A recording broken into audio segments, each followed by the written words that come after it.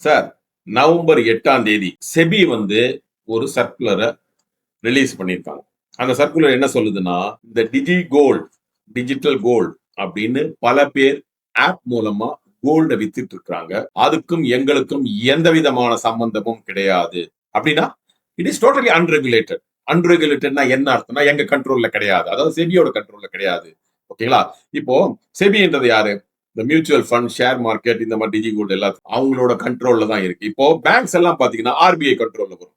அதே மாதிரி இந்த விஷயம் எல்லாம் வந்து ஷேர் மார்க்கெட், மியூச்சுவல் ஃபண்ட் அந்த இன்வெஸ்ட்மெண்ட்லாம் வந்து செபியோட கண்ட்ரோல் வரும். அப்போ இந்த கோல்டுன்றது ஒரு இன்வெஸ்ட்மெண்ட். இந்த டிஜி கோல்டு இன்வெஸ்ட்மெண்ட் தான். இந்த இன்வெஸ்ட்மெண்ட் ஆட்டோமேட்டிக்கா செபியோட கண்ட்ரோல்ல வரணும். அப்படி வரவில்லை என்றால் இட் இஸ் டோட்டலி அன்ரெகுலேட்டட். அப்போ நீங்க கேட்கலாம், அன்ரெகுலேட்டட்னா என்ன சார் பிரச்சனை?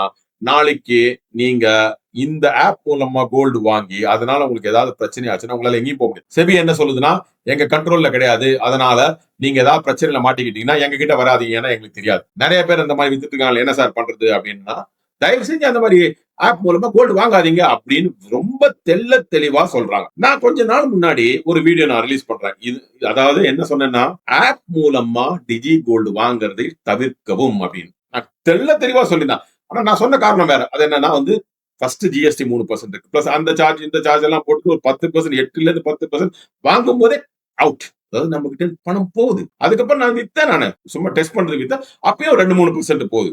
சோ கிட்டத்தட்ட 10-12% ஸ்ட்ரைட்டா நம்ம கிட்ட நஷ்டமாயிடுது. அந்த ஆப் மூலமா கோல்டு வாங்கும்போது அந்த மாதிரி நஷ்டமாகக்கூடிய ஒரு சம்பவம், நஷ்டமாகக்கூடிய ஒரு பிசினஸ், நஷ்டமாகக்கூடிய ஒரு டிரான்சாக்ஷன் நம்ம எதுக்கு சார் பண்ணணும்? நம்ம எதுக்கு கோல்ட்ல இன்வெஸ்ட் பண்ணணும்? நமக்கு லாபம் வரணும் அப்படின்றது. ஆரம்பத்துல நஷ்டம் வந்ததுன்னா அப்புறம் எதுக்கு நம்ம அதை வாங்கணும்? தேவையே கிடையாது இல்லையா? சோ நான் ஆல்ரெடி சொன்ன மாதிரி இந்த பிரச்சனை எல்லாம் இருக்கு. எது? இந்த சார்ஜஸ், ஜிஎஸ்டி பிரச்சனை. அது அல்லாமல் இப்ப செபி வேற இந்த மாதிரி சொல்றாங்க. அதாவது நீங்க ஆப் மூலமா கோல்டு வாங்கக்கூடாது. வாங்கினீர்கள் என்றால் அது உங்களுடைய அது நீங்களா பார்த்து அந்த பிரச்சனையை தீர்த்துக்கணும். எங்க கிட்ட வராதீங்க. நஷ்டமோ கஷ்டமோ உங்களுக்கு வசம் அப்படின்னு அழகா கை கழுவி விட்டுட்டான். சோ நான் ஏற்கனவே சொன்னது இந்த பிரச்சனை இருக்கு. போராத வரைக்கும் செபியோட பிரச்சனை வேற வந்துருச்சு.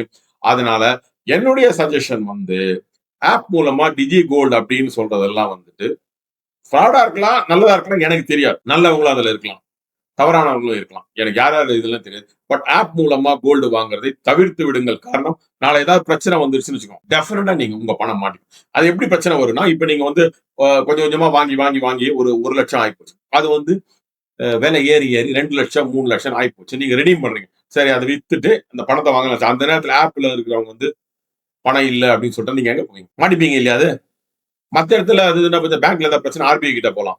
இல்ல இந்த ஷேர் மார்க்கெட், மியூச்சுவல் ஃபண்ட் இமீடியட்டா செபி கிட்ட போனீங்கன்னா செபி உட்கார்ந்து சால்வ் பண்ணலாம். இந்த விஷயத்துல எந்த விதமான ஹெல்ப்பும் உங்களுக்கு எங்களால் கொடுக்க முடியாதுன்னு செபி வந்து சொல்லிட்டாங்க.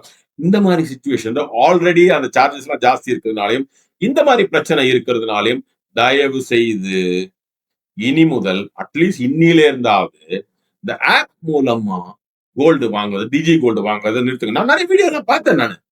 அவங்க சொன்னாங்க, ₹10 வாங்கலாம், ₹50 வாங்கலாம், ₹100 வாங்கலாம், இப்ப வாங்கலாம், டெய்லி ₹100 எப்பப்ப பணம் வருது, அப்பப்ப வாங்கி வாங்கி கொஞ்சம் கொஞ்சமா அக்யூமுலேட்டா வைக்கலாம். சார், கோல்டு இன்வெஸ்ட்மென்ட் அப்படின்னா என்ன தெரியுமா? 5 வருஷம் 10 வருஷம் போடலாம். 5 வருஷம் பொறுத்து அந்த ஆப் எல்லாம் நீங்க என்ன பண்ணுவீங்க? ஆப் இருக்காதுன்னு நான் சொல்ல வரல. இல்லன்னா என்ன பண்ணுவீங்க? ஷேர் மார்க்கெட்ல இந்த கம்பெனி எல்லாம் கொஞ்சம் ரெகுலேட்டட் டோட்டலி. அதே மாதிரி மியூச்சுவல் ஃபண்ட்ல பாத்தீங்கன்னா அதெல்லாம் ஃப்ராட்லாம் பண்ண முடியாது. ஏன்னா செபி வந்து டோட்டலி கண்காணிச்சுட்டே இருக்காங்க. ஆனா இதுல வந்து கண்காணிக்கவே முடியாதுன்னு அவங்க சொல்லிட்ட பிறகு நம்ம ஏன் அதுல போய் மாட்டிக்கணும்? 5 வருஷம் பொறுத்து உங்க பணம் போயிருச்சுன்னா எவ்வளவு கஷ்டம். நம்ம கிட்ட இருக்கிற பணம் நம்ம பாக்கெட்ல வரதுக்கு எவ்வளவு கஷ்டப்படுறோம் ஏற்கனவே நான் சொல்லியிருக்கேன். நான் அத்தனை பணம் நம்ம சம்பாதிக்கிறதும் நம்ம கிட்டயே இருக்கணும், நம்ம கண்ட்ரோல்ல இருக்கணும். ₹1 கூட நஷ்டம் அடையக்கூடாது. ஏனென்றால் வேர்வை சிந்தி ரத்தம் சிந்தி கஷ்டப்பட்டு வந்த பணம். சார், பாக்கெட்ல சும்மா யாராவது ₹10 நம்ம பாக்கெட்ல யாராவது போடுவாங்களா சார்? யாருமே போட மாட்டாங்க. அதுதான் சார் நிதர்சனமான உண்மை. அப்படி இருக்கிற பட்சத்துல தெரிஞ்சே இது புதைக்குழி போல இருக்கு, இல்லாம இருக்கலாம். பட் அப்படிதான் ஒரு சிம்டம் வருது, ஒரு சிக்னல் வருது, அந்த பக்கமா போகாம இருக்கிறது நல்லது. அப்ப உங்களோட கேள்வி வரும், என்ன சார் நீங்க காயின் வாங்க கூடாதுன்னு சொல்றீங்க, நகை வாங்க கூடாதுன்னு சொல்றீங்க, 24 கேரட் பிஸ்கெட் வாங்க கூடாதுன்னு சொல்றீங்க, டிஜி கோல்டு வாங்க கூடாதுன்னு அப்ப நாங்க என்னதான் சார் பண்றது? எங்களுக்கு தங்கத்துல இன்வெஸ்ட் பண்ண வேணாமா? அதுக்கு தான் கோல்டு ETF.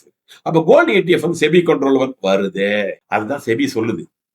இந்த இதெல்லாம் வாங்காதீங்க. அதுக்கு பதிலா ETF வாங்குங்க. கோல்டு ETF வாங்க. சார்ஜஸ் கம்மி. ஒண்ணுமே கிடையாது. சார்ஜஸ்ன்னு சொல்லிக்கிற மாரி எதுவுமே கிடையாது அதுல.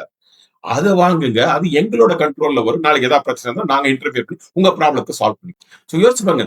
இவ்ளோ பிளஸ் இருக்கிற அந்த கோல்டு ETF விட்டு ஏகப்பட்ட மைனஸ் இருக்கிற டிஜி கோல்டு யாரோ சொல்றாங்க YouTube வீடியோல அப்படி இப்படின்னு பார்த்துட்டு நாம இன்வெஸ்ட் பண்ணா நமக்கு நாளை நஷ்டம் வரும்போது நம்மளை காப்பாற்ற யாருமே இருக்க மாட்டார்கள். தேவையா சார்? அ தேவையே இல்ல இல்லையா? நம்ம பிரச்சனைய விலை குடுத்து வாங்கணுமா? வம்ப விலை குடுத்து வாங்கணுமா? வேண்டாம். அதனால நான் சொல்ல வரேன். தயவு செஞ்சு ஆல்ரெடி நான் சொன்னதுதான் இப்ப மறுபடியும் இந்த செபியோட சர்க்குலர் வந்ததுனால நான் மறுபடியும் நான் சொல்றேன். தயவு செஞ்சு கோல்டை டிஜிட்டல் கோல்டை ஆப் மூலமாக வாங்கவே வாங்காதீர்கள். வாங்குவது என்றால் கோல்டு ETF, கோல்டு பீஸ் மாரி நெறைய இருக்கு. அத வாங்குங்க.